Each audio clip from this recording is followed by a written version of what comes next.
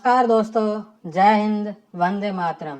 अपना सक्षम point YouTube channel पर आपका एक बार फिर से हार्दिक स्वागत है। हम पढ़ रहे थे पप्पू सिंह प्रजापत जी की बुक भारतीय इतिहास वस्तुनिष्ठ, जिसमें 5वां चैप्टर बौद्ध धर्म, जैन धर्म और महाजनपद काल चल रहा था, जिसका एक क्लास हमने पहले कर लिया है और आज है जो इसकी दूसरी क्लास जो शुरू करने जा रहे हैं। तो दूसरी क्लास का पहला प्रश्न ये रहा आपके सामने। नीचे दो कथन दिए गए हैं, एक कथन ए और दूसरा कथन आर है। तो कथन ए और कथन आर है। कथन ए, जैन धर्म ने युद्ध एवं कृषि दोनों को वर्जित किया था। तो ये बात सही है, जैन धर्म ने युद्ध और कृषि दोनों को वर्जित बताया था। हिंसा होती है, दोनों में जीवों की हिंसा होती है, तो यह बात भी सही है। तो यहाँ ए और आर दोनों सही है और ए जो है वो आर की सही व्याख्या है। तो इसका जो सही उत्तर होगा वो हो जाएगा 1 नंबर। 1 नंबर है जो इसका सही उत्तर हो जाएगा। जैन धर्म में युद्ध तथा कृषि दोनों को जीव हिंसा के कारण वर्जित या है माना गया है। जैन ग्रंथों में जिन 6 व्यवसायों को मान्यता दी गई है वे निम्नलिखित है: 80 प्रशासन, मत्स्य, लेखन, कृषि, विद्या, वाणिज्य एवं शिल्प। इनमें से 80 प्रशासन तथा कृषि दोनों व्यवसायों को हे दृष्टि से देखा गया है, क्योंकि इनमें हिंसा की अत्यधिक संभावना निहित है। जैन मान्यता में सबसे कम हिंसा का समावेश वाणिज्य में है, इसलिए आज भी जैन में वाणिज्य ही सबसे लोकप्रिय व्यवसाय है। प्रारंभिक बौद्ध धर्म में स्त्रियों की स्थिति कुछ महत्वपूर्ण विशेषताओं के संदर्भ में निम्नलिखित कथनों में से कौन सा सही है? तो यहाँ 2 कथन दिए गए हैं, इनमें से कौन सा सही है वो बताना है। स्त्रियों के लिए निर्वाण प्राप्ति संभव है, तो ये बात सही है। स्त्रियों के लिए भी निर्वाण प्राप्ति संभव है। भिक्षुओं के लिए पृथक मठ का निर्माण, तो ये बात भी सही है। भिक्षुओं के लिए जो पृथक मठों का निर्माण था, तो 1 और 2 दोनों सही है। तो 3 नंबर ऑप्शन है जो इसका राइट आंसर हो जाएगा। बुद्ध के परिनिर्वाण की तिथि 483 ईसा पूर्व किस आधार पर निर्धारित की गई है? तो यहाँ पर जो 483 है ये किस आधार पर निर्धारित की गई है? 4 ऑप्शन दे रखे हैं। कैंटन रिकॉर्ड के आधार पर, श्रीलंका के सिंहली वृत्तांत पर, या दीपवंश के आधार पर, या अशोक के अहरोरा लघु शिलालेख के आधार पर। तो दोस्तों इसमें जो सही आंसर है वो दीपवंश और महावंश, इनमें भी 483 ईस्वी का बताया गया है और अशोक के लघु शिलालेख में भी 483 ईस्वी है। तो यहाँ पर 3 और 4 दोनों जो सही आंसर हो रहे हैं। चीन के बिंदुओं के लेख कैटन डॉटेड रिकॉर्ड के अनुसार महात्मा बुद्ध की परिनिर्वाण तिथि 486-87 ईस्वी है। सिंहली वृत्तांतों, दीपवंश और महावंश के अनुसार महात्मा बुद्ध की परिनिर्वाण तिथि 483 ईसा पूर्व निर्धारित की गई है। महायान अनुयायी इसी तिथि को मानते हैं। अशोक के लघु शिलालेख के अहरोरा संस्करण से भी यही तिथि निकलती है। इस लेख से ज्ञात होता है कि बुद्ध की महापरिनिर्वाण और आदेश जारी करने के बीच 256 वर्ष बीत चुके थे। यदि घटनाओं के नवीनतम संभव तारीखों को माना जाता है, यानी अशोक का राज्याभिषेक 264 ईसा पूर्व का है और यह लघु शिलालेख उसके शासन के अंतिम वर्ष यानी 227 ईसा पूर्व का है, तो बुद्ध की महापरिनिर्वाण तिथि 486 ईसा पूर्व या उससे पूर्व रखनी होगी। प्राचीन नगर राजगृह का वास्तुकार कौन था? तो राजगृह का वास्तुकार महागोविंद था। 2 नंबर ऑप्शन। मगध की राजधानी कुशाग्रपुर गिरिवज्र थी, किंतु यह नगर उत्तर में स्थित वज्जी संघ के आक्रमणों से सुरक्षित न था। परंपरा के अनुसार बिंबिसार ने 5 पहाड़ी से घिरे नवीन नगर वरहा, ऋषभ, ऋषिकगिरि, चैतक्य और व्यवहार राजगृह की स्थापना की, उसे अपनी दूसरी राजधानी बनाया। वेनसांग के विवरण से इसकी पुष्टि होती है। राजगृह के भवनों का निर्माण प्रसिद्ध वास्तुकार महागोविंद ने करवाया था। भिक्षुकों का कौन सा वर्ग बुद्ध के प्रति विरोधी भावनाएं रखता था? तो षड्वर्गीय जो यह वर्ग था, यह बुद्ध के प्रति विरोधी भावनाएं रखता था। बौद्ध संघीय जीवन आरंभ में बहुत सरल हो गया, लेकिन विनय पिटक के नियम धीरे धीरे अति विस्तृत रूप लेते चले गए तथा उन नियमों की तर्क संगतता को प्रामाणिकता के लिए उन्हें बुद्ध के मुख से कहलवाया गया। अनेक नियमों को एक रोचक सूत्र के अंतर्गत स्थापित किया। दुष्ट भिक्षुओं का एक दल षड्वर्गीय कहलाता था, जिन्होंने नैतिकता के साथ सामान्य नियमों का भी उल्लंघन किया। अन्य लोग आपस में बातें बनाने लगे कि शाक्य पुत्र उन नियमों का पालन नहीं कर रहे थे जो संसार का त्याग करने वाले व्यक्ति से अपेक्षित होते हैं। तब बुद्ध ने ऐसे व्यवहार को वर्जित किया। इसके बाद रोगी या वृद्ध भिक्षुओं की मांगों को पूरा करने के लिए कुछ अपवाद बनाए गए। स्नान करते हुए षड्वर्गीय भिक्षु अपनी देह को लकड़ी की तरह से मलते थे और एक दूसरे की मालिश करते थे, जिसे संघ में वर्जित किया गया। किंतु रोगी भिक्षुओं के लिए अपवाद रखा गया। वे पीठ मलने वाले किसी साधन से पीठ की मेल उतार सकते हैं, भले ही ये षड्वर्गीय भिक्षु अलंकारिक साधन रहे हो, परंतु उन्होंने मठ संबंधी जीवन की समस्याओं को रेखांकित किया। धर्म चक्र परिवर्तन किस धर्म से संबंधित है? तो ये बौद्ध धर्म से संबंधित है। जैन धर्म का दिगंबर संप्रदाय संबंधित था। तो जैन धर्म का जो दिगंबर संप्रदाय है वो दक्षिण भारत से संबंधित है। उत्तरी भारत का जो जैन संप्रदाय वो श्वेतांबर संप्रदाय है। महावीर के निर्वाण के पश्चात नंद वंश के शासक समय संभूति विजय तथा भद्रबाहु के जैन संघ के दो समानांतर अध्यक्ष बनने से जैन संघ में फूट पड़ी। ये दोनों महावीर द्वारा प्रदत्त 14 पूर्व प्राचीन जैन ग्रंथों के जानने वाले अंतिम व्यक्ति थे। मौर्य वंश की स्थापना 322 ईसा पूर्व के वर्ष से संभूति विजय की मृत्यु हो गई।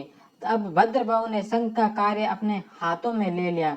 310 ईसा पूर्व को मगध के क्षेत्र में 12 वर्ष से भीषण अकाल पड़ा, जिसकी भविष्यवाणी उन्होंने पूर्व में ही कर दी थी। अकाल से बचने के लिए जैन परंपराओं, नग्नता, कठोर तप आदि के पालन हेतु भद्रबाहु ने संघ संचालन का कार्य स्थूल भद्र को सौंपकर स्वयं 12,000 भिक्षुओं के साथ श्रवण बेलगोला कर्नाटक चले गए, जो कालांतर में दिगंबर तथा दक्षिणी जैन कहलाए।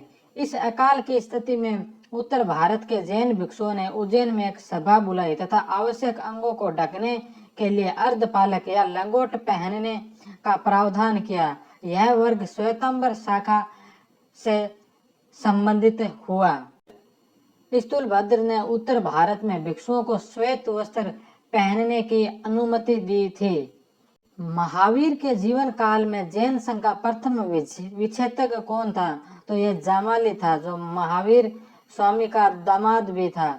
महावीर स्वामी का मत था कि कार्य प्रारंभ होते ही समाप्त हो जाता है। जामाली इस मत से सहमत नहीं थे। उनका मत था कि कार्य की समाप्ति पर ही कार्य को संपादित हुआ समझना चाहिए। उन्होंने क्रियमाण कृत्य के स्थान पर बहुरतवाद चलाया। जामाली के साथ उनकी पत्नी प्रियदर्शी, जो महावीर स्वामी की पुत्री थी, भी 1000 भिक्षुणियों के साथ संघ से पृथक हुई थी। प्रसिद्ध जैन शिक्षक स्थूलभद्र का जन्म कहाँ हुआ था? तो इनका जन्म जो दोस्तों पाटलिपुत्र में हुआ था। जैन संप्रदाय के प्रथम विभाजन के समय श्वेतांबर संप्रदाय संस्थापक थे। तो श्वेतांबर संप्रदाय के जो संस्थापक थे वो स्थूलभद्र थे। 1 नंबर ऑप्शन। निम्नलिखित में से किस साहित्य में उल्लेख किया गया है कि पार्श्वनाथ क्षत्रिय थे? तो पार्श्वनाथ क्षत्रिय थे, ये उल्लेख मिलता है कल्प सूत्र में। पार्श्वनाथ ब्राह्मण पौराणिक परंपरा में इन्हें भगवान के 24 अवतारों में स्थान दिया गया है। पार्श्वनाथ का जन्म महावीर के लगभग 250 ईसा पूर्व काशी में हुआ। भद्रबाहु रचित कल्प सूत्र के आधार पर पार्श्वनाथ क्षत्रिय कुल के थे। वे काशी नरेश अश्वसेन तथा रानी वामा के पुत्र थे। इनका विवाह कुश स्थलपुर के राजा नरवर्धन की पुत्री प्रभावती से हुआ। 30 वर्ष की आयु में इन्होंने गृह त्याग कर वैराग्य ग्रहण किया। समेध पर्वत पारसनाथ, पर 84 दिन की घोर तपस्या के पश्चात इनको केवल्य ज्ञान की प्राप्ति हुई। ज्ञान प्राप्त करने के पश्चात वे निर्ग्रंथ सांसारिक बंधनों से मुक्त तथा उनके अनुयायी निर्ग्रंथी कहलाए। बुद्ध की शिक्षाओं के निम्नलिखित पहलुओं में से किसको आश्रित उत्पत्ति के नियम के रूप में जाना जाता है? तो ये है दोस्तों पतिता समुत्पाद। 4 नंबर ऑप्शन। प्रतित्य समुत्पाद, प्रतित्य अर्थात किसी वस्तु की प्राप्ति होने पर तथा समुत्पाद अर्थात अन्य वस्तु का उत्पन्न होना है। इसे कारणवाद तथा आश्रित उत्पत्ति का सिद्धांत भी कहते हैं।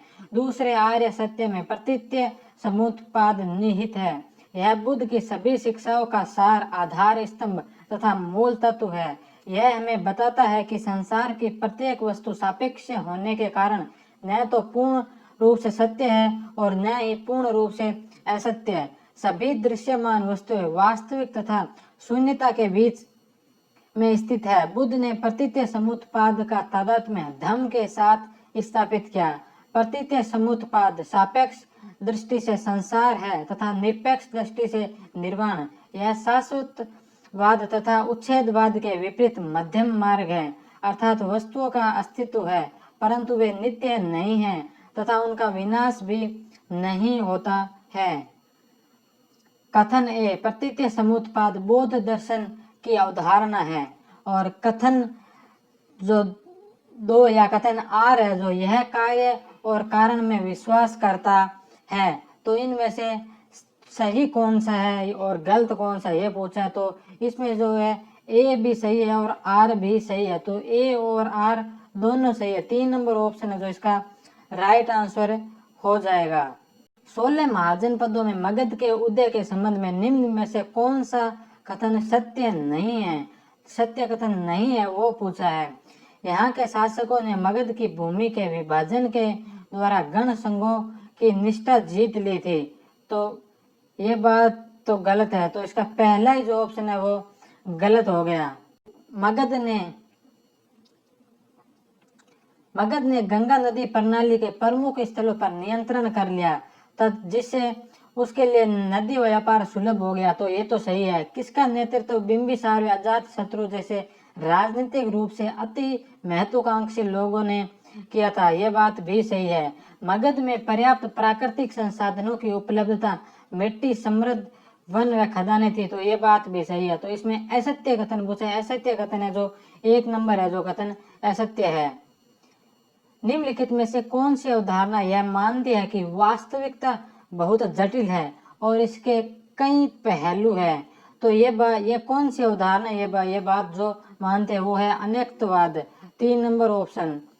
अनेकांतवाद या स्यादवाद या सप्तभंगी ने इस सिद्धांत को जैन दर्शन की आधारशिला तथा प्राण कहा जाता है। जैन धर्म के तत्व मीमांसा का सिद्धांत अनेकांतवाद तथा ज्ञान मीमांसा का सिद्धांत स्यादवाद कहलाता है। अन्य धर्मों के संबंध में जैन आलोचना यह है कि वे सभी यथार्थ के प्रति एकांत, एक में अंत होने वाला, आंशिक तथा अतिवादी दृष्टिकोण रखते हैं। जैन दर्शन इस बात पर जोर देता है कि यथार्थ अनेकांत है, अर्थात एक यथार्थ को कई आयामों से देखा जा सकता है। किसी भी वस्तु का यदि अस्तित्व है तो उससे जुड़ी 3 बातें कही गई है: द्रव्य, गुण और पर्याय, स्वपर्याय व परपर्याय।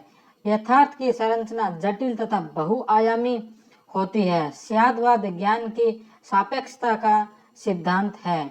स्यादवाद में संभावनाएं होती है। तो स्यादवाद में 7 प्रकार की संभावनाएं होती है। स्यादवाद को ज्ञान की सापेक्षता तथा अनेकांतवाद को वास्तविकता की बहुलता का सिद्धांत कहा गया है। इसलिए किसी भी यथार्थ को व्यक्त करने के लिए प्रस्तावित कथनों में स्यात् अर्थात हो सकता है तथा एवं अर्थात सच तो यह है कि उपसर्गों का प्रयोग करना चाहिए। इन विचारों के आधार पर जैन दर्शन में सप्तभंगी नए सिद्धांत का प्रतिपादन हुआ है। 1 नंबर, स्यात् अहित, शायद यह वस्तु है। स्यात् नास्ति, शायद यह नहीं है।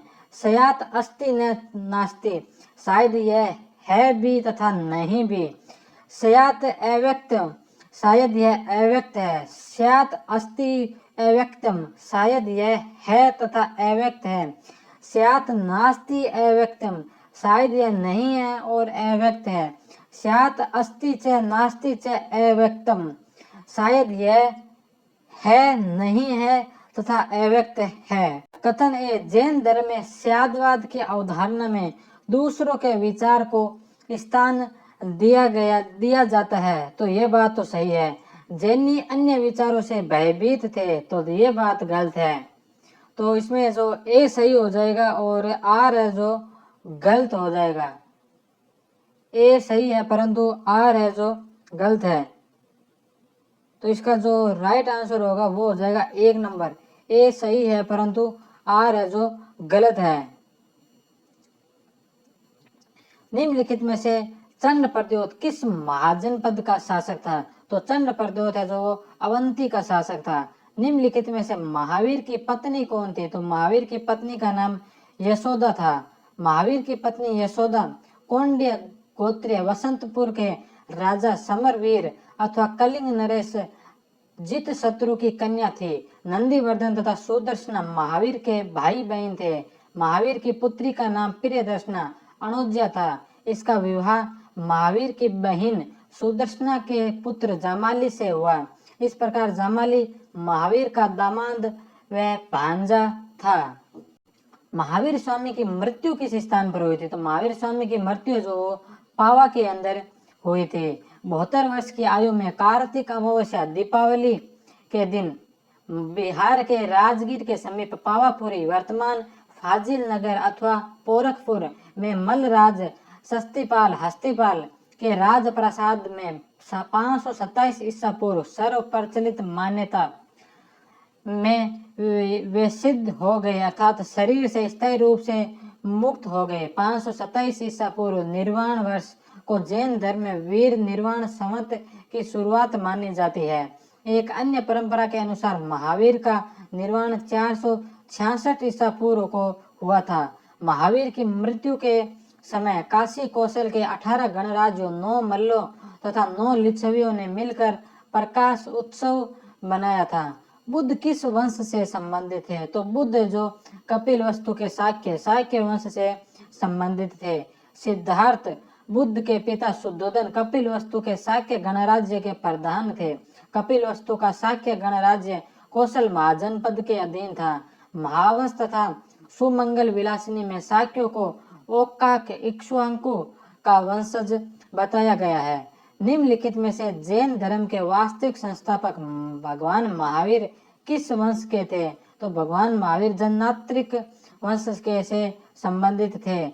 बुद्ध के समान महावीर भी कुलीन क्षत्रिय पृष्ठभूमि थी। महावीर के पिता सिद्धार्थ श्रेयस व सांस वज्जी संघ के ज्ञात्रिक गण के प्रधान थे। वे ज्ञातिक कुल तथा कश्यप गोत्र से संबंधित इक्ष्वाकु वंश से क्षत्रिय थे।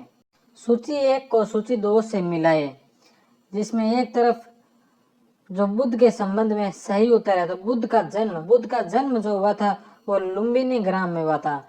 बुद्ध का निर्वाण जो है वो उरुवेला में हुआ था। धम्म चक्र पवाथना का संबंध जो है सारनाथ से और महापरिनिर्वाण जो है कुशीनगर में हुआ था। तो इसका जो सही उत्तर है वो हो जाएगा दोस्तों 3 नंबर। 3 नंबर जो इसका सही आंसर हो जाएगा।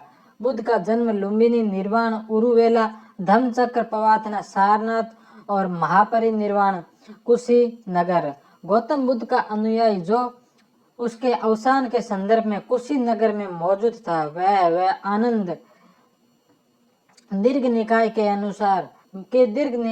महापरिनिर्वाण सूत्र के अनुसार तत्कालीन 6 प्रमुख नगरों को त्याग कर बुद्ध ने आनंद के द्वारा प्रतिकार किए जाने पर भी कुशीनगर को अपनी महापरिनिर्वाण स्थली चुना तथा आनंद को आदेश दिया कि उनकी अस्थियों को वही सम्मान मिलना चाहिए जो सम्राटों के सम्राट चक्रवर्ती को मिलता है। कुशीनगर प्राचीन नाम कुशावती के सालवन में बुद्ध ने अंतिम विश्राम किया तथा परिवारजक भिक्षु सुभद्र को बुद्ध ने अपना अंतिम उपदेश दिया तथा सभी संघातिक पदार्थों का विनाश होता है। प्रमाद रहित होकर अपना कल्याण करो। यही क्षण पर ब्रह्मदंड का विधान किया।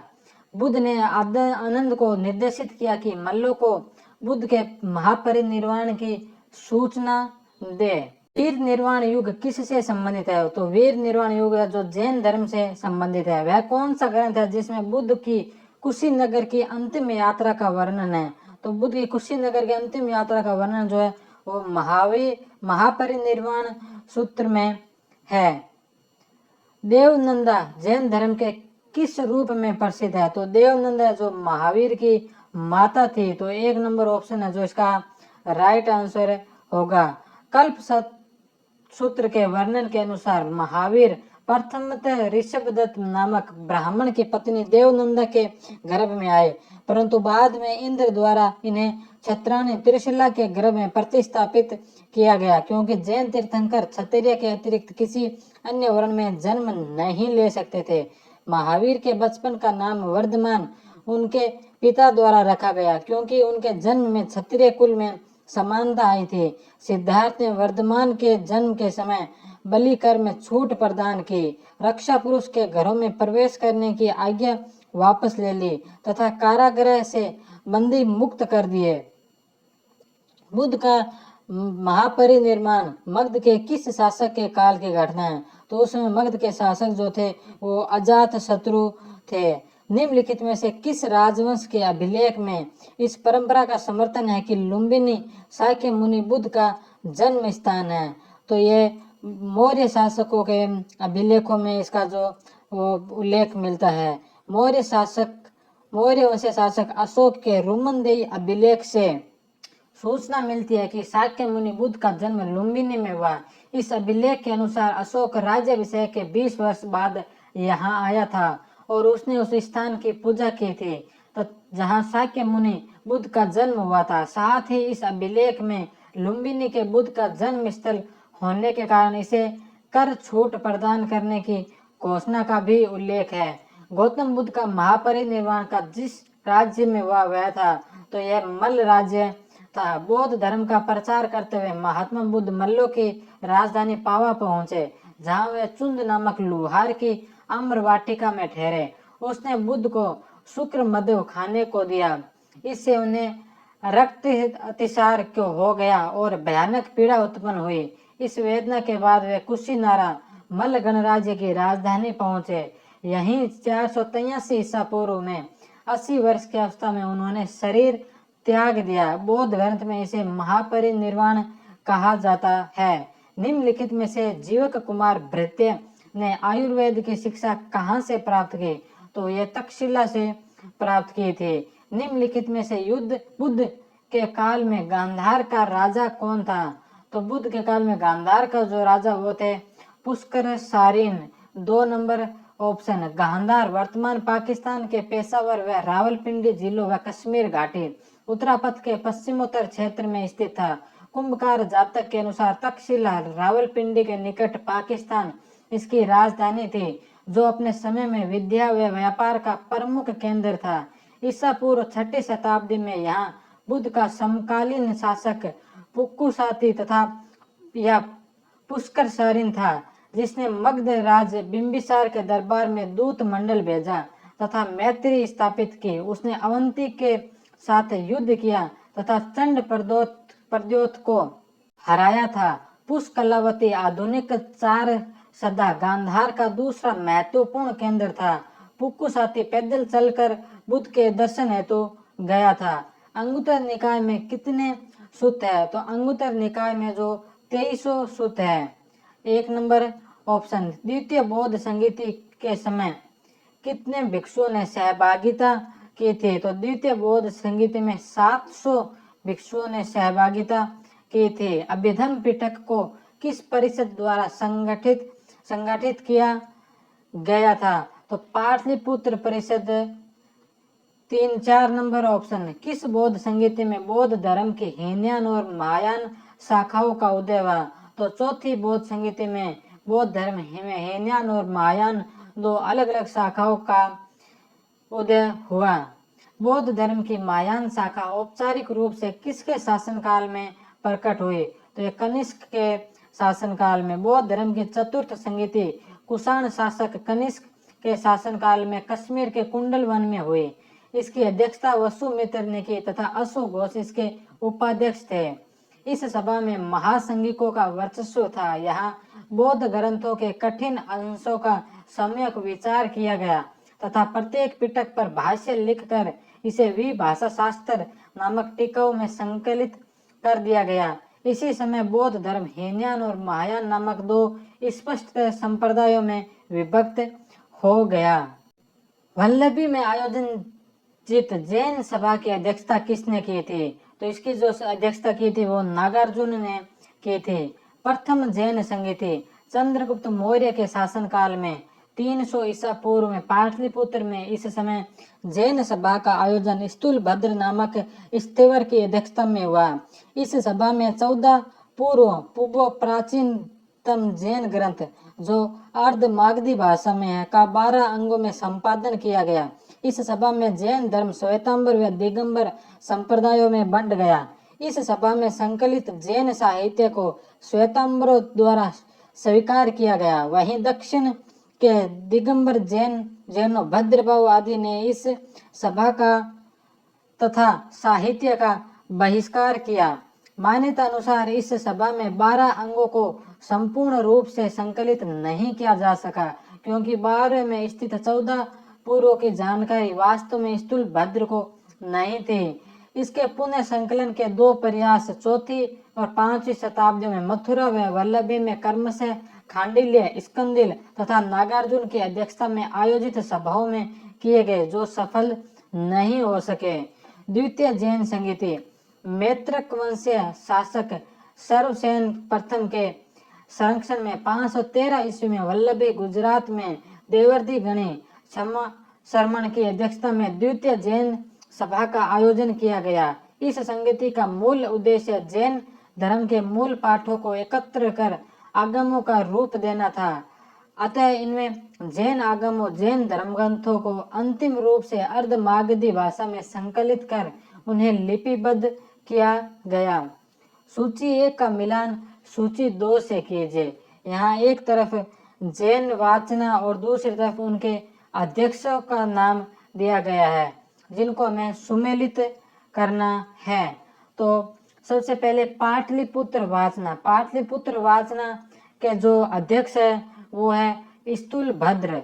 तो इसके अध्यक्ष जो है वो है स्थूलभद्र। दूसरी मथुरा वाचना के जो अध्यक्ष है वो है आर्य स्कदिल। तीसरा है वल्लभी प्रथमा वाचना।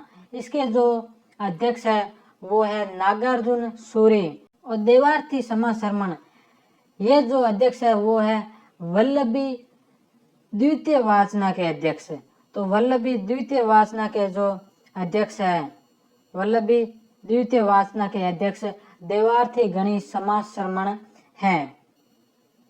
सूची 1 और सूची 2 जैन वाचना पाटलिपुत्र वाचना के अध्यक्ष स्थूलभद्र, मथुरा वाचना के अध्यक्ष आर्य स्कदिल, वल्लभी प्रथमा वाचना के अध्यक्ष नागार्जुन सूरी और वल्लभी द्वितीय वाचना के जो अध्यक्ष है वो है देवार्थी गणी समा शर्मण। जैन धर्म ग्रंथों का प्रथम संकलन कहाँ हुआ था? तो जैन धर्म ग्रंथों का प्रथम जो संकलन हुआ था वो हुआ था वल्लभी गुजरात।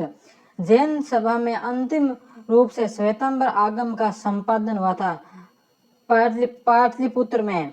जैन साहित्य के संबंध में निम्नलिखित कथनों को पढ़िए तथा सटीक उत्तर के विकल्प को चुनिए। श्वेतांबर धर्म सूत्र में 12 अंग शामिल है तो ये बात तो सही है। श्वेतांबर परंपरा के अनुसार इन अंगों का संकलन वल्लभी में आयोजित एक धर्म सभा में किया गया था।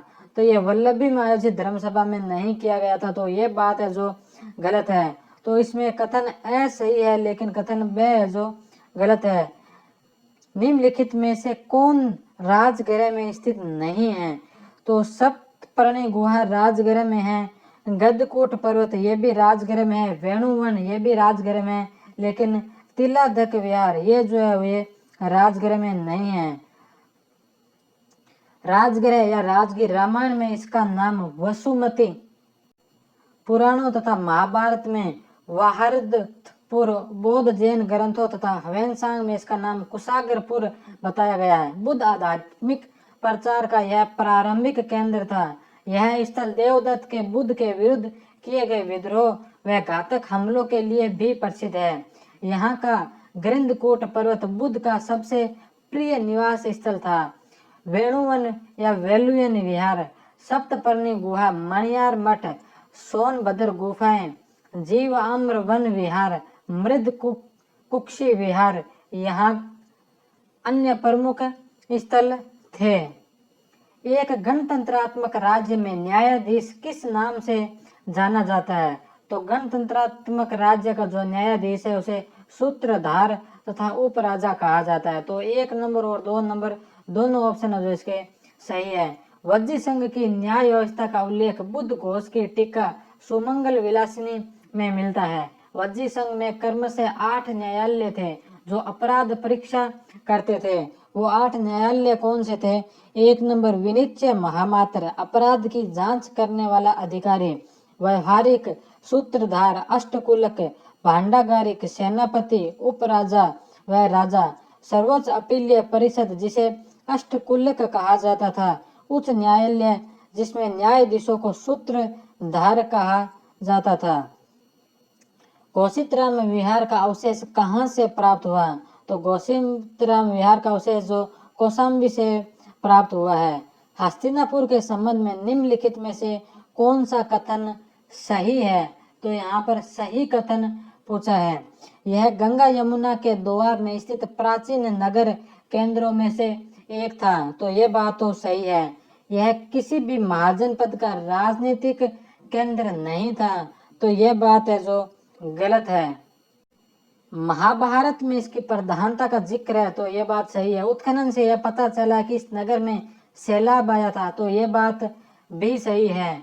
तो इसमें ए सी और डी 2 नंबर ऑप्शन है जो इसका राइट आंसर होगा। हस्तिनापुर, मेरठ, उत्तर प्रदेश। महाभारत काल में यहाँ कौरवों की राजधानी तथा गंगा की बाढ़ के पश्चात राजा निचक्षु जन्मेजय का वंशज ने अपनी राजधानी कौशाम्बी में स्थानांतरित की। हस्तिनापुर को पुरातात्विक मानचित्र पर रखने का श्रेय बीबी लाल 1950 से 52 ईस्वी को जाता है। जैन परंपरा के अनुसार हस्तिनापुर प्रथम तीर्थंकर ऋषभदेव का जन्म स्थान था। इसके अतिरिक्त शांतिनाथ, कुंतु, अमरनाथ का संबंध भी इसी पवित्र स्थल से जोड़ा गया है। यहाँ 1200 ईसा पूर्व से लेकर 15वीं सदी तक के 5 सांस्कृतिक स्तर प्राप्त हुए हैं, जिनमें 4 अंतराल है।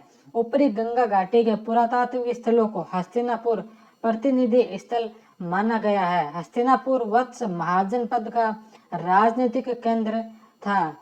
निम्नलिखित में से कौन सा कथन जो सही है? अजीत केश कम्बलिन के सिद्धांत का भौतिकवादी पहलू उन्हें उत्तर चावार्क विचारधारा से जोड़ता है। तो यह बात तो सही है। बौद्ध तथा जैन ग्रंथ में आजीवों की कटु आलोचना से यह संकेत मिलता है कि वे प्रबल परंपराओं को चुनौती दे रहे थे। तो यह बात भी सही है। अंगुत्तर निकाय में यह घोषणा की गई थी कि यदि कोई व्यक्ति संघ में शामिल होता है तो वह वर्ण विहीन हो जाता है। यह बात भी सही है। संघ की संरचना का पर ध्यान देते हुए यह पता चलता है कि इसमें उच्च वर्ग के सदस्य नहीं थे। तो यह बात गलत है। इसमें सभी वर्ग के सदस्य थे। तो डी नंबर ऑप्शन है जो इसका गलत हो जाएगा। और ए, बी और सी ये तीनों ही इसके सही आंसर हो जाएंगे। तो ए, बी और सी 2 नंबर ऑप्शन इसका राइट आंसर होगा। वर्ण व्यवस्था के संबंध में बौद्ध तथा ब्राह्मणीय मान्यताओं में एक अंतर यह था कि बौद्ध धर्म इसे मानव निर्मित जबकि ब्राह्मण इसे ईश्वर निर्मित संस्था मानते हैं। अंगुत्तर निकाय के अनुसार बुद्ध ने कहा, जब कोई व्यक्ति संघ में प्रवेश पा लेता है तो वह वेवनियति वर्ण विहीन हो जाता है। मातंग, उपाली, हजाम नाई, सुनीति आदि शूद्र वर्णीय व्यक्तियों ने भी बौद्ध संघ में प्रतिष्ठा प्राप्त की थी। किंतु यदि हम संघ सदस्यता का सूक्ष्म विश्लेषण करें तो पता चलता है कि संघ में ब्राह्मण तथा क्षत्रियों का बाहुल्य है, जबकि गृहपति, सेठी या निम्न कुल के सदस्य काफी कम नजर आते हैं। आनंद, अनिरुद्ध आदि क्षत्रिय वर्ग से, जबकि सारिपुत्र, महामोगलायन तथा महाकश्यप ब्राह्मण वर्ग से थे। निम्नलिखित किस ग्रंथ में कहा गया है कि जब कोई व्यक्ति संघ में प्रवेश पाता है वह वर्ण विहीन हो जाता है? तो यह बात अंगुत्तर निकाय में कही गई है। पूर्ववर्ती पाली लेखों के अनुसार निम्नलिखित किस श्रेणी के व्यक्तियों को नीच कुल वाला अर्थात हीन जाति का नहीं माना जाता? तो मृतपा। प्रारंभिक बौद्ध ग्रंथों में हीन सीप शब्द का प्रयोग निम्न जातियों के लिए प्रयुक्त हुआ। इनमें 5 जातियों का उल्लेख है: चांडाल, निषाद, वैन, रथकार तथा पुक्कुस। बौद्ध ग्रंथों में अस्पृश्यता के लिए हीन शिष्य, हीन जाति, निषाद, चांडाल आदि शब्द मिलते हैं। बुद्ध की शिक्षाएं संकलित है। तो बुद्ध की शिक्षाएं किस में संकलित है? बुद्ध की शिक्षाएं जो सुत्त पिटक में सम्मिलित है। 2 नंबर ऑप्शन है जो इसका राइट आंसर होगा। जातक कथाओं का वर्णन निम्नलिखित में से किस में मिलता है? तो जातक कथाओं का जो वर्णन है वो सुत्त पिटक में मिलता है। निम्नलिखित में से कौन सा बौद्ध धर्म से संबंधित है? तो विनय पिटक है जो बौद्ध धर्म से संबंधित है। बुद्ध के प्रवचनों का संकलन प्रसिद्ध धम्मपद निम्नलिखित में से किस ग्रंथ का अंग है? तो सुत्त पिटक का अंग है। बौद्ध दर्शन का दार्शनिक विवेचन किस ग्रंथ में है? अभिधम्म पिटक। 3 नंबर ऑप्शन। विनय पिटक का संकलन किसके द्वारा किया गया? तो विनय पिटक का संकलन जो वो उपाली के द्वारा किया गया था। यमक बुद्ध पिटक से संबंधित है। तो अभिधम्म पिटक। अभिधम्म पिटक में दार्शनिक सिद्धांतों का संग्रह मिलता है। यह प्रश्नोत्तर के रूप में है। अभिधम्म के अंतर्गत 7 ग्रंथ सम्मिलित है: धम्म संगणी, विभंग, धातु कथा, युगल पंचती, कथावतु, यमक तथा पटान। अणुवर्त और महावर्त के प्रत्यय किसकी नैतिकता में अंतर्निहित है? तो अणुवर्त और महावर्त के प्रत्यय जो है वो जैन दर्शन की नैतिकता में अंतर्निहित है। तो 2 नंबर ऑप्शन।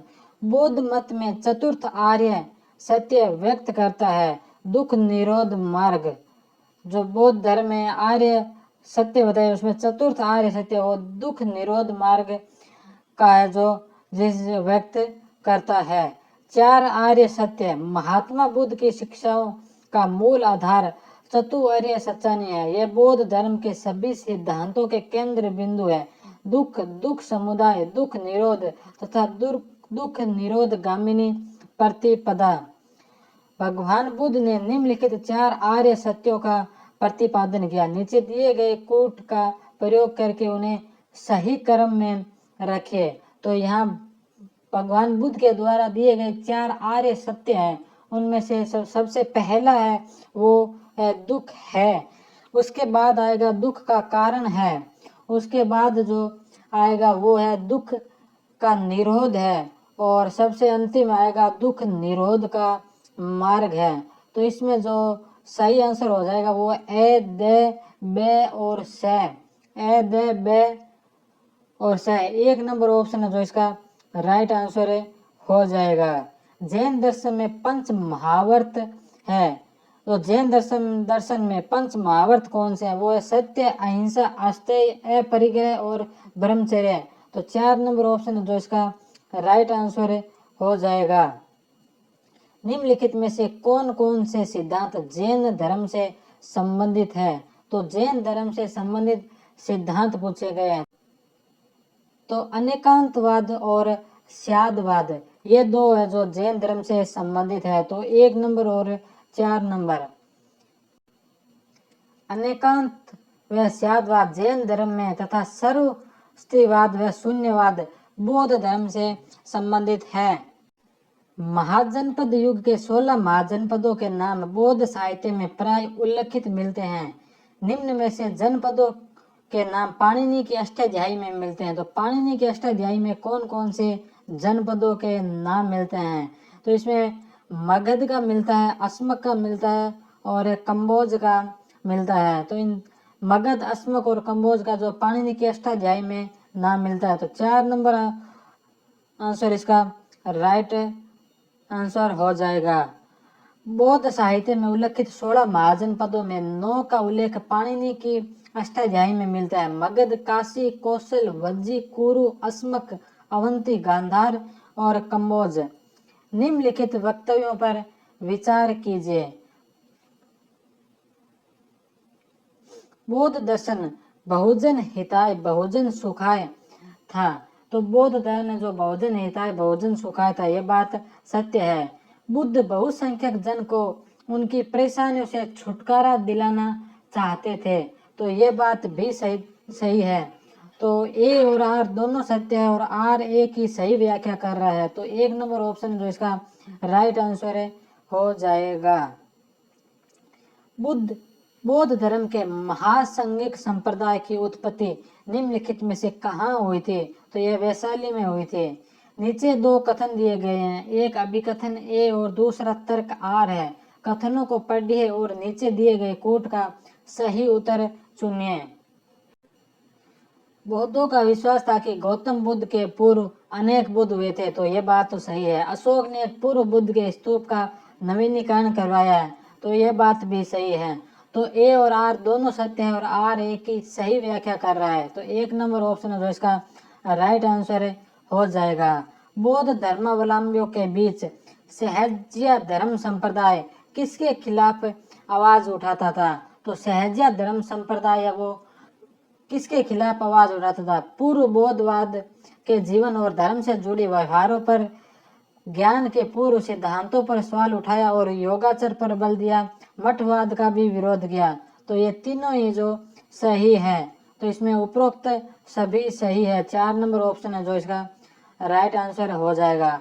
सहजयान, इसका उद्भव बंगाल में पालों के काल में वज्रयान की एक शाखा के रूप में हुआ, किंतु वज्रयानी कर्म कांड तथा मंत्र से इसका विरोध था। इसमें गुरु कृपा पर अधिक बल दिया गया तथा सामाजिक जीवन व्यतीत करते हुए निर्वाण का सुलभ मार्ग दिखलाया। सहज्या समुदाय में जटिल दर्शन तथा भक्ति उपासना दोनों की ही स्वीकृति नहीं दी गई तथा निर्वाण प्राप्ति के लिए योग क्रिया पर बल दिया। महात्मा बुद्ध के शिष्य प्रमुख शिष्य आनंद की प्रथम बौद्ध संगीति में क्या भूमिका थी? तो प्रथम बौद्ध संगीति में सुत्त पिटक का पाठ किया था। 3 नंबर ऑप्शन है जो इसका राइट आंसर हो जाएगा। प्रथम बौद्ध संगीति में बुद्ध की शिक्षाओं का संकलित कर उन्हें सुत्त पिटक आनंद द्वारा तथा विनय पिटक उपालि द्वारा 2 पिटकों में विभाजित किया तथा आनंद तथा उपालि क्रमशः धर्मसूत्र तथा विनय के प्रमाण माने जाते हैं। संधागार क्या था? तो संधागार सभा भवन को कहा गया था। 2 नंबर ऑप्शन।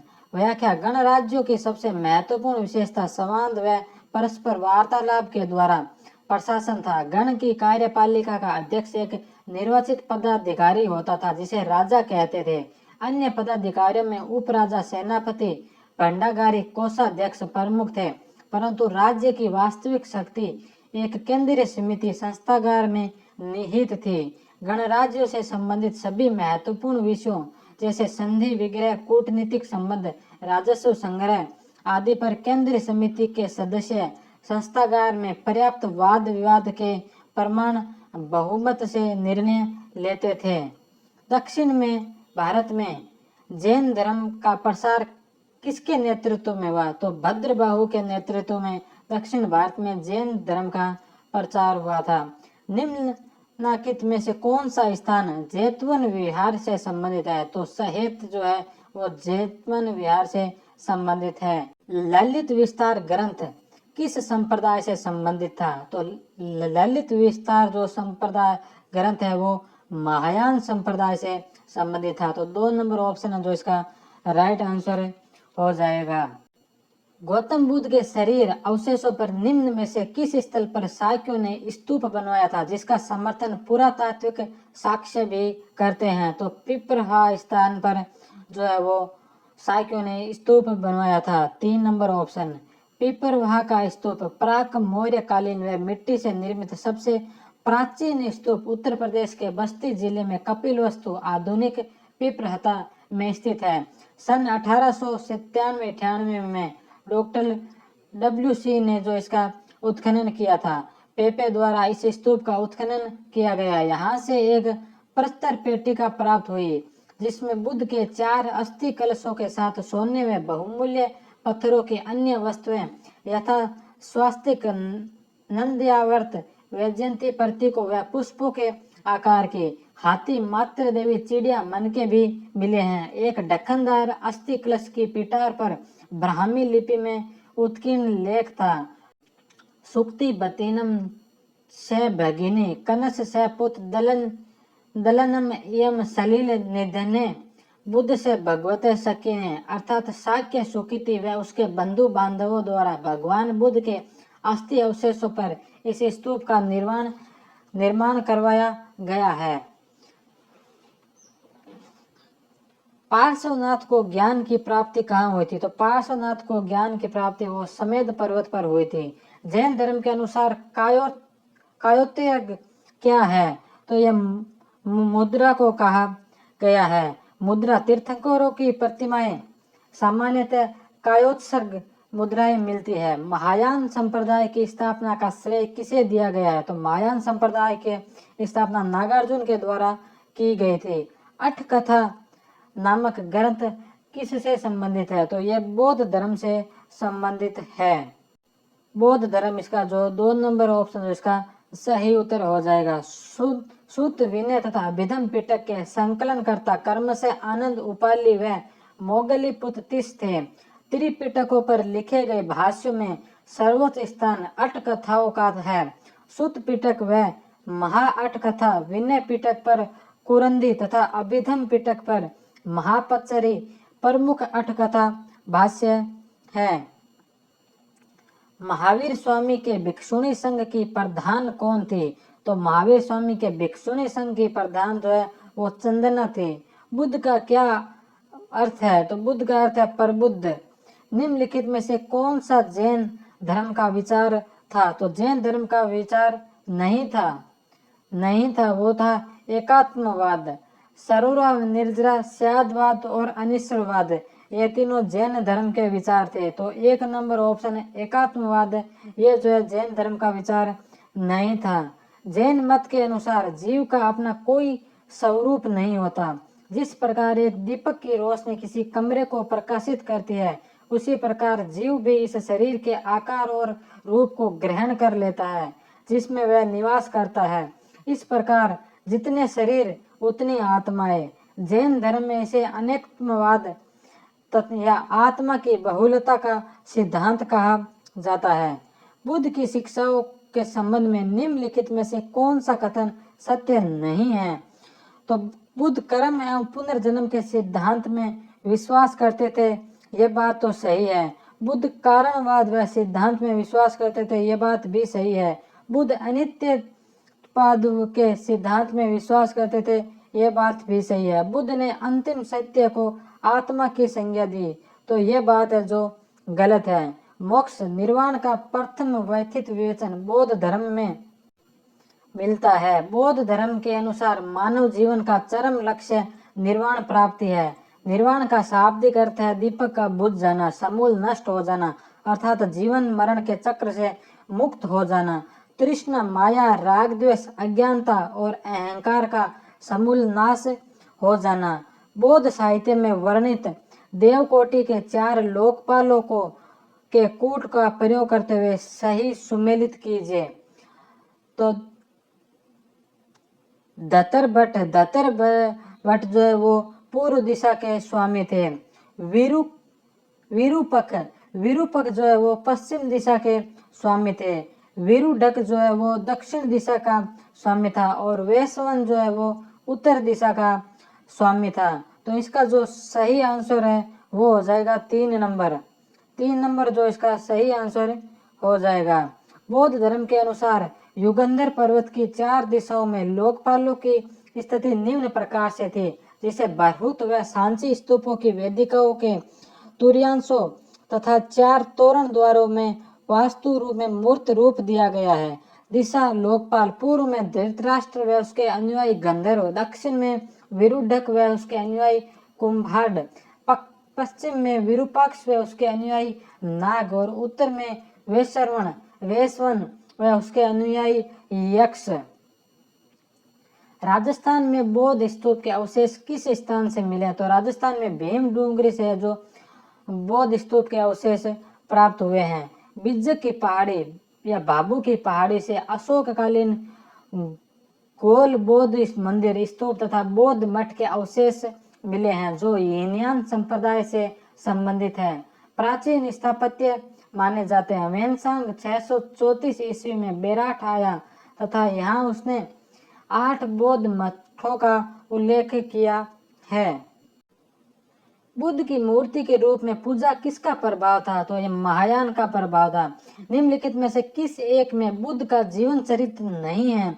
तो कल्प सूत्र में बुद्ध का जीवन चरित्र नहीं है। बुद्ध घोष ने सर्वप्रथम महात्मा बुद्ध का जीवन चरित्र निदान कथा, निदान गाढ़ा के रूप में लिखा। ललित विस्तार तथा महावस्तु में भी महावस्तु बुद्ध की जीवनी का वर्णन है। ललित विस्तार में बुद्ध को देवता माना गया है।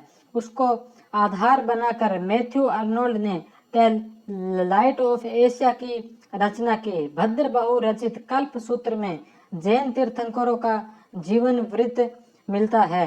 निम्नलिखित में से कौन सा एक श्वेतांबर जैनियों का गढ़ था? तो मथुरा जो श्वेतांबर जैनियों का गढ़ माना जाता है। प्रारंभ में मगध श्वेतांबरों का प्रमुख केंद्र था। कालांतर में मथुरा, उज्जैन व गिरनार केंद्र बने।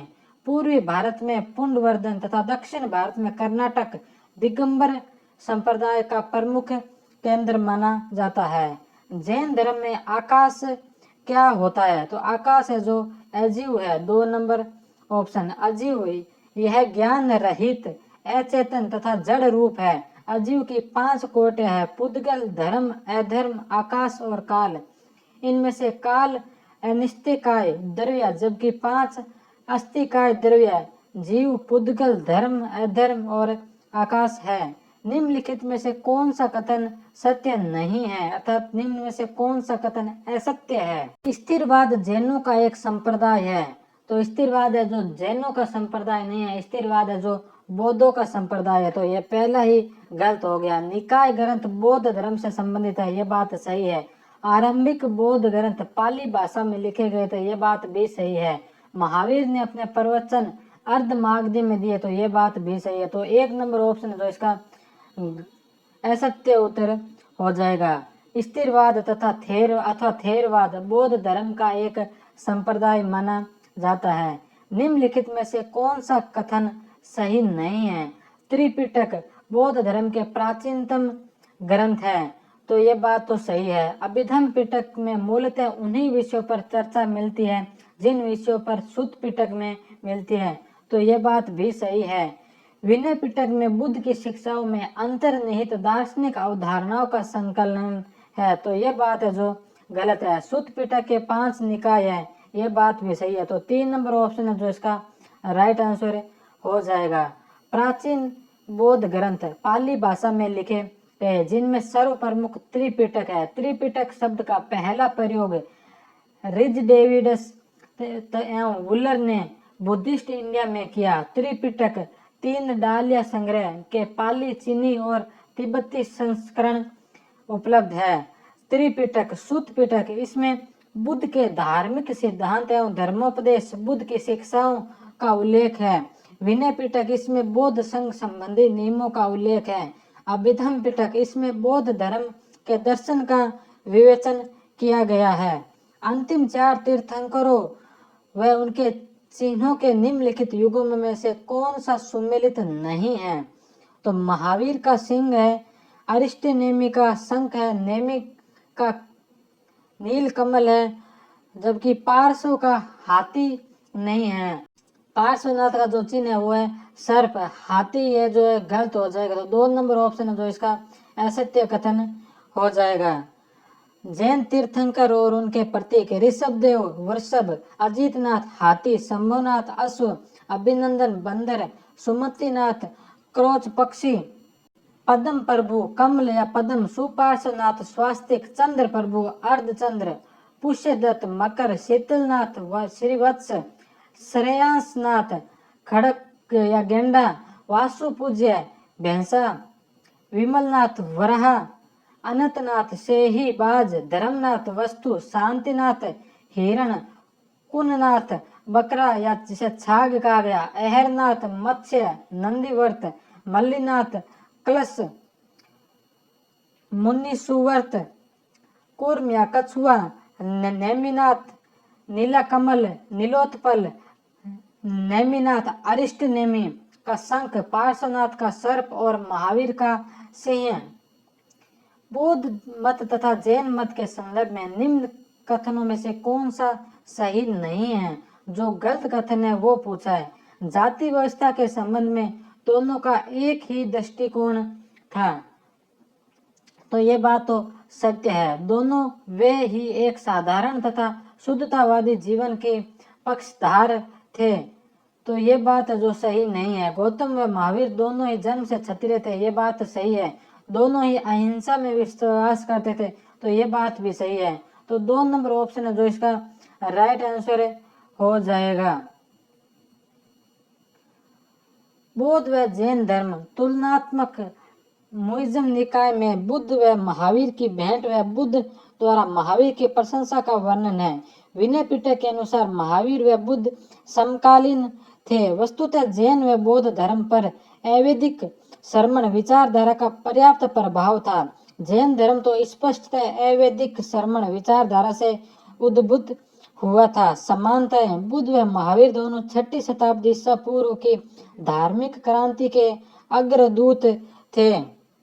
दोनों ने ही माना कि संसार दुखों से भरा है तथा दोनों ने सदाचार, नैतिकता व पवित्रता पर जोर दिया। दोनों ने वैदिक कर्म कांडों तथा वेदों की अपौरुषेयता का समान रूप से विरोध किया। दोनों ही कर्मवाद, पुनर्जन्म व जीवन के चरम लक्ष्य निर्वाण मोक्ष में विश्वास करते थे। दोनों ने जातिवाद को अस्वीकार किया तथा वर्ण व्यवस्था को जन्म के स्थान पर कर्म आधारित माना।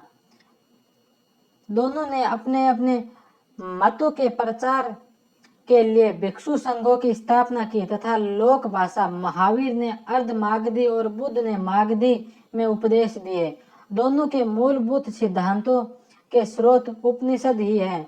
दोनों ने वैराग्य व मानवीय प्रयासों की मुक्ति के लिए महत्वपूर्ण माना गया। दोनों में असमानता है। महावीर ने कठोर तप, काया क्लेश व नग्नता पर बल दिया। इसके विपरीत बुद्ध ने मध्यम मार्ग का उपदेश दिया। उन्होंने अत्यधिक सुख व आत्मनिग्रह दोनों का तिरस्कार किया। निम्नलिखित में से सत्य कथन को चुनिए। तो यहाँ 4 कथन दे रखे हैं, उनमें से सत्य कथन कौन सा है वो बताना है। बुद्ध और महावीर दोनों ही परमात्मा के अस्तित्व में विश्वास करते थे, तो ये पहला ही जो गलत है।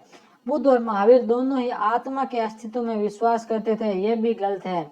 बुद्ध और महावीर दोनों ही पूजा अर्चना के पक्षधर थे, ये भी गलत है। बुद्ध और महावीर दोनों ही कर्मवाद के समर्थक थे, तो ये बात है जो सत्य है। तो 4 नंबर ऑप्शन जो इसका राइट आंसर हो जाएगा। निम्नलिखित में से कौन सी बात बौद्ध धर्म तथा जैन धर्म दोनों में समान नहीं है?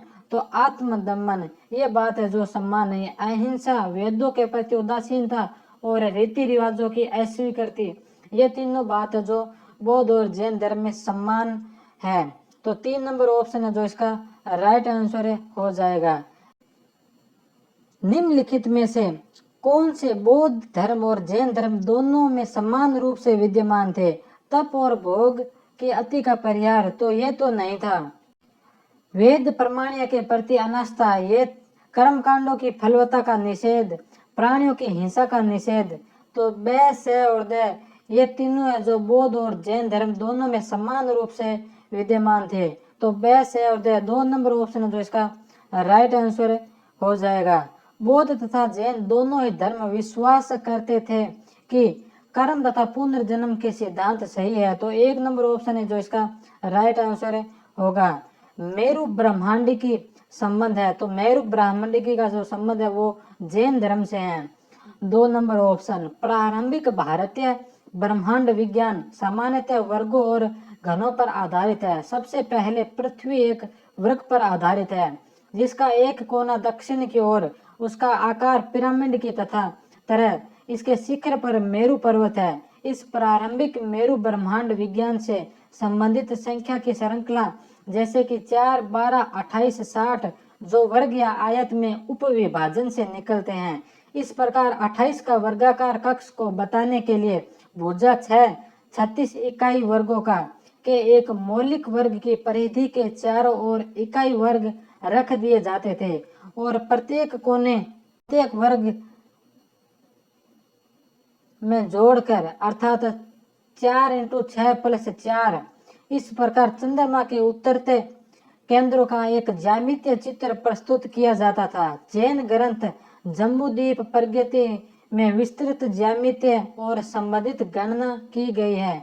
साधारण रूपांतरण के साथ महामेरु या सिनेरु ब्रह्मांड विज्ञान और बौद्ध विश्व में केंद्र स्थान ग्रहण कर लेता था, जैसा कि पाली धर्म ग्रंथों में वर्णित है। भगवापी कौशल को अहम आदि कौशल को किस बौद्ध ग्रंथ का उदाहरण है? तो ये मध्यम निकाय का उदाहरण है। प्रसेनजित मध्यम निकाय में वर्णित है। भगवापी कौशल को उद्धम, अहमपी कौशल को अहमपी, ऐसिठी को भगवपी, ऐसिठी को। अर्थात प्रसेनजित कहते हैं कि बुद्ध भी कौशल के हैं और मैं भी 80 की आयु का हूँ और बुद्ध भी 80 वर्ष की आयु के हैं। किस विद्वान को बौद्ध धर्म का लूथर माना जाता है? तो बौद्ध धर्म का लूथर जो नागार्जुन को माना जाता है। नागार्जुन कनिष्क के दरबार की एक महान विभूति था। उसकी तुलना मार्टिन लूथर से की जाती है। ह्वेनसांग ने संसार की 4 मार्गदर्शक शक्तियों में से एक है कहा है। एक वह केवल दार्शनिक ही नहीं वैज्ञानिक भी था। उसने अपनी पुस्तक माध्यमिक सूत्र में सापेक्षता सिद्धांत को प्रस्तुत किया। उसे ठीक ही भारतीय आइंस्टाइन कहा गया। बौद्ध धर्म के अनुयायी प्रथम राजा थे बिंदुसार, अशोक, चंद्रगुप्त मौर्य। इनमें से कोई नहीं। तो इनमें से कोई नहीं, 4 नंबर ऑप्शन। बौद्ध ग्रंथों से ज्ञात होता है कि बौद्ध धर्म की सर्वप्रथम अजात शत्रु ने संरक्षण दिया था। प्रारंभ में वह जैन मत के अनुयायी था, किंतु अंत में वह बौद्ध धर्म का पोषक हो गया। तत्पश्चात मौर्य सम्राट अशोक के काल में बौद्ध धर्म का विकास व प्रसार मात्र भारत भूमि में ही नहीं बल्कि दक्षिणी पूर्वी एशिया और मध्य एशिया के अनेक देशों में हुआ। तभी वृहत्तर भारत में अशोक का काल बौद्ध धर्म का स्वर्णिम काल माना जाता है। सूत पिटक के अनुसार जगत नश्वर तथा सतत परिवर्तनशील है। यह भाव शून्य भी है और इसमें कुछ भी स्थायी या शाश्वत नहीं है। तो यह बात सही है। कठोर तपस्या तथा आत्म संलग्नता के बीच सामंजस्य के पथ का अनुसरण करते हुए मनुष्य लौकिक दुखों से पार पा सकता है। तो यह बात भी सही है। तो कथन ए और ब दोनों सही है, किंतु ब जो ए की सही व्याख्या नहीं करता। तो 1 नंबर ऑप्शन है जो इसका राइट आंसर हो जाएगा। निम्नलिखित में से कौन सा बौद्ध धर्म के विस्तार का प्रथम मूर्त साक्ष्य माना जाता है? तो बौद्ध धर्म के विस्तार का जो मूर्त साक्ष्य है वो अशोक के अभिलेख है। किस स्थान से कपिल वस्तु महाविहारे अंकित शील प्राप्त हुई है? तो यह पिपरवाह से प्राप्त हुई है। गवरिया व पिपरवाह उत्तरी उत्तर प्रदेश बस्ती जिला का उत्खनन के.एम. श्रीवास्तव के नेतृत्व में भारतीय पुरातात्विक सर्वेक्षण द्वारा किया गया। कपिल वस्तु महाविहार अंकित कई मुहरे पिपरवाह से प्राप्त हुई है। यहाँ से प्राप्त बौद्ध स्तूप 21 फीट ऊंचा की धातु गर्भ मंजूषा से बुद्ध के शरीर धातु के अतिरिक्त सुंदर मूर्तियां रत्न पुष्प नीलम स्फटिक मणि शंख स्वर्ण पत्थर आदि अवशेष प्राप्त हुए हैं। इस स्तूप का निर्माण शाक्यों द्वारा करवाया गया था। पिपरवाह व गंवरिया ही वस्तुतः प्राचीन कपिल वस्तु नगर था।